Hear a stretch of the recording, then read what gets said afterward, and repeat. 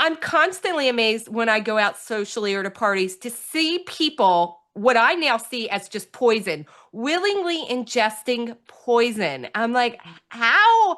Like, how? But then, like you said, some people just don't know the information or they ignore it.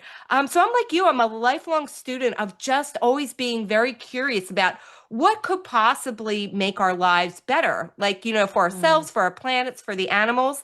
So I understand the journey, and I know our listeners do as well. So when you were going through that whole process, then what then made you change from like, we're just going to make ourselves feel better, like we're going to start a whole business around this?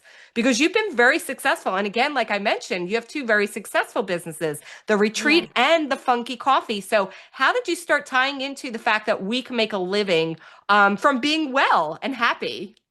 Well, I think what we used to do was when Sharon was better, we used to go away with our girlfriends and they would all get drunk and literally we'd be up in the morning doing ginger shots and out running.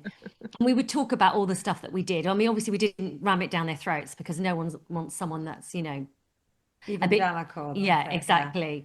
Um, and after we finished like spending a weekend with our girlfriends, they would always say, whenever I leave you two, I want to make changes. I want to make changes in my life. And they said, you need to help people do this because you know so much stuff. You've both been through so much. And we were looking as comedians, and we were single mums and we were like, we need a plan B. We want to support our children. And we were looking for a plan B. We were looking for something else to kind of support the comedy. And it kind of was staring us in the face. So we thought, why don't we do a retreat that encompasses everything that me and Sharon have done. So it's all plant-based nutrition, digital detox, alcohol-free, but also we have workshops where we teach people about changing habits, changing their life, how to become the person that you want to be, all that kind of stuff, as well as yoga and everything else. So we just created a retreat that we would like to go to, and we also integrated fun and comedy and laughter. So it was a kind of Yeah, a I bit think different, really. Yeah, sorry. yeah, no, I was going to say, I think it has grown from the initial retreats that we've done.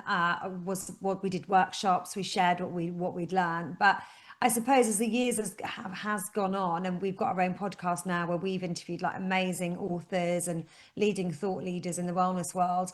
We now, take the best bits of what we've learned from them and we inject that into our retreats as well. So they are getting a retreat, but they're also getting like the best parts of the podcast that we've learned. And as Lauretta said, we didn't want something too worthy, too judgy, too heavy for people. Here in the UK, the yoga retreats, they can be a bit serious. So we wanted to really, retain our sense of humor, and create an environment where you can really take stock and think about how do I want to live? And going back to your alcohol point, Loretta and I, couldn't agree with you more. That kind of giving up alcohol 14 years ago, 13 years ago was the best decision we've ever made. I only wish I hadn't done it sooner. And now I'm quite angry with the whole alcohol movement and how it's forced upon us. Socially, it's accepted. We've got teenagers now, and we're seen as a bit weird for sort of wanting to protect them and not wanting them to drink. It's a known number one carcinogenic, as the same as tobacco. Yet we almost encourage young people, teenagers, to drink it. It is a poison. The government has told us this. So we're really, really passionate about the sober movement, and I think it led to the biggest changes. Just that one change, it gave me my life back, my energy back, just not having alcohol in my life. I fully agree with you. And the sober movement here in the US has really been picking up a lot of energy these last few years.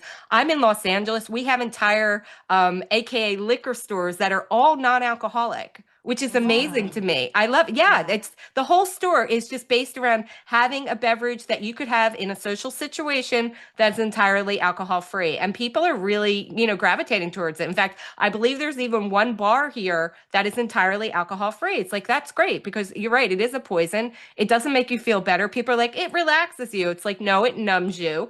And I'm very much at a point in my life, and I can feel like your sisters are as well. that it's like I want to experience everything. I don't want to be numbed from my life Mm. when, life is very short and fleeting. So